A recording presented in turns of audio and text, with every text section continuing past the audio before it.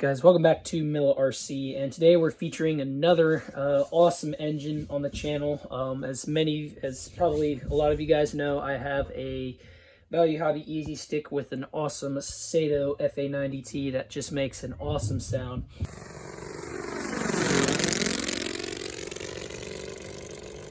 I love that engine, and it has been a great engine for me.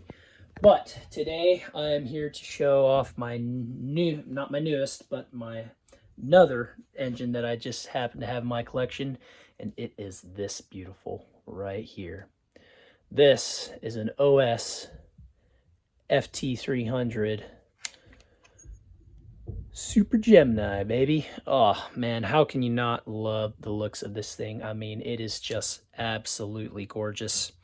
I don't know what it is with this engine, but I don't know if it's just the layout or the fact that these things are pretty much miniature versions of Continental or Lycoming engines in general aviation aircraft.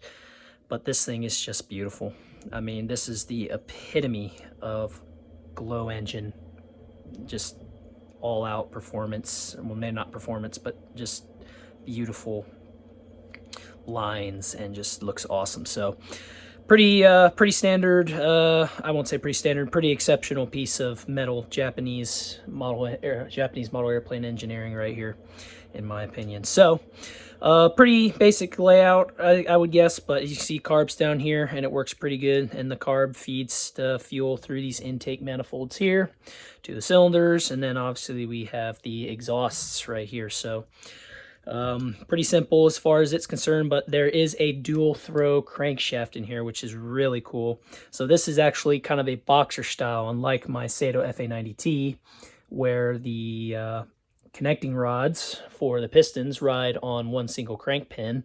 This actually has a dual throw crankshaft, and this is actually a even fire. So I have compression here. I'll flip it past, and then I'm already hitting compression again after one revolution. So kind of feels like a two-stroke when you rotate it, but believe it or not, but it is actually a four-stroke, as you can clearly see by the push rod tubes down here. But yeah, this thing is just beautiful. Love this engine. So I won't get into too much details, but I bought this engine about probably 2 years ago. And it was mounted on a plane that a guy was going to fly, but he decided to go a different route with the engine. So he had mounted it, but he actually never run it. And once I got it, I did take the glow plugs out and took this cover off. And yes, you could tell that it had not seen fuel. Now, as you can see, it has fuel now because obviously I've run it. But look at them valves, baby. Just awesome stuff right there. Super, super cool stuff.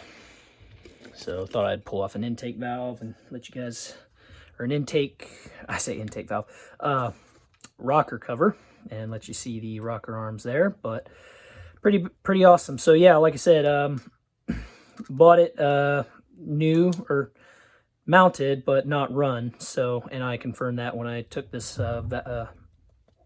valve cover or rocker arm cover off, and I looked inside the exhaust ports, and it was 100% clean, just with the factory test run oil. So it had only been test run at the factory. So very, very cool. So this thing is awesome. It looks awesome, and the sound this thing makes is, hold it.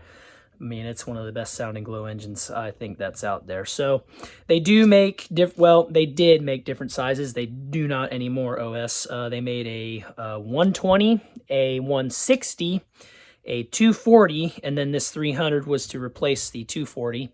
And then the Pegasus OS, the OS Pegasus FF320, which has actually got another row of cylinders back here. It's a 4-cylinder engine. But pretty cool. Unfortunately, nowadays this engine is not available. It's discontinued. The only one that they make is the 160 size, and those engines do sound really nice, but there's just something about these bigger like the FT300, the 240, that just have a beefier, throaty sound. So really awesome. So this run will be done on my homebrew FAI fuel, which I will grab that now. And it is a mixture of, and this is an old fuel bottle, but it is actually a homebrew FAI fuel, and that pertains to, it actually has 0% nitro in it. The contents in that jug are 80% methanol and 20% castor, and that's it. And this engine runs great off of it, so I have no complaints there. So this run will be run on that fuel. Prop that will be used is this giant 21 by 8 prop. Like, look at the size of this prop compared to the engine. Like, hold it. And it has no problem swinging it, so really awesome. And then the glow plugs that are in it are just, as always, the best glow plugs on earth, in my opinion, the OSF Type F. You can't get any better glow plugs for 4-strokes, in my opinion, and they just work really awesome. So, just wanted to do a short presentation on this beautiful engine and just how awesome it looks and get you a good close-up look at it. But now let's get to the best part. Let's get it on the stand and let's give it a run. All right, guys, we got a beautiful evening to where we can run this OS FT300, so we'll go ahead and get that run done. So the prop I'm swinging, once again, is an Exor 21 by 8 prop. The fuel is my homebrew 8020 fuel, and the glow plugs are the awesome OSF type. So anyway, go ahead and hook up the fuel lines, get it primed, and we'll get her started. All right, well, I think she's primed and ready to go, so put on my glove, that's always important. Throttle, make sure we're in the right spot. Glow igniter's on. Let's see what she'll do.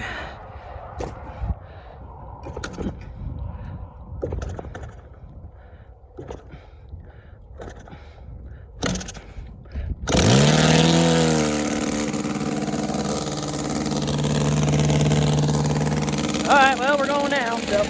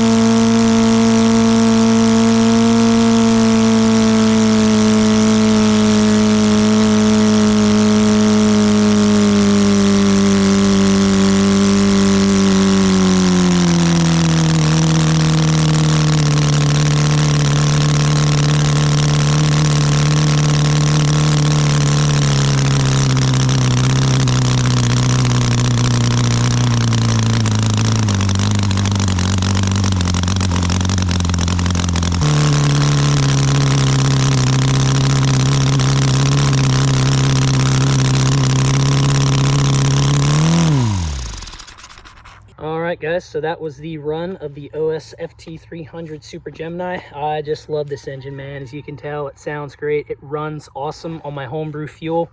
I mean, it idled right at 2,000 RPM, so I'm happy with the results. I mean, it chugs this homebrew FAI fuel just great. I do think my low speed needle is maybe a bit on the lean side. Whenever I punch the throttle, it kind of hesitated, and I didn't see a whole lot of smoke, so I'm thinking it might be a bit on the lean side. But I'll keep experimenting with the low speed, and yeah, we'll maybe get some future videos of this running. And I know what you guys are thinking. What airframe am I going to put this in? Well, I really don't have an airframe planned at the moment. Ideally, it'd probably be a stick again, just like my Sato FA90T, just because this motor is too beautiful, in my opinion, to be in a cowling. But it's around a 50cc motor, so if anybody has some airframe suggestions, or, well, that's the problem. That's one of the main reasons why it isn't on an airframe yet, is because no one seems to make a 50cc size stick anywhere, which is super disappointing. But anyway, if you all have some airframe suggestions, you can drop them down in the comments below. But other than that, I sure hope you guys enjoyed this video of the awesome OS FT300 Super Gemini doing its thing. And we will catch you on the next one. Peace.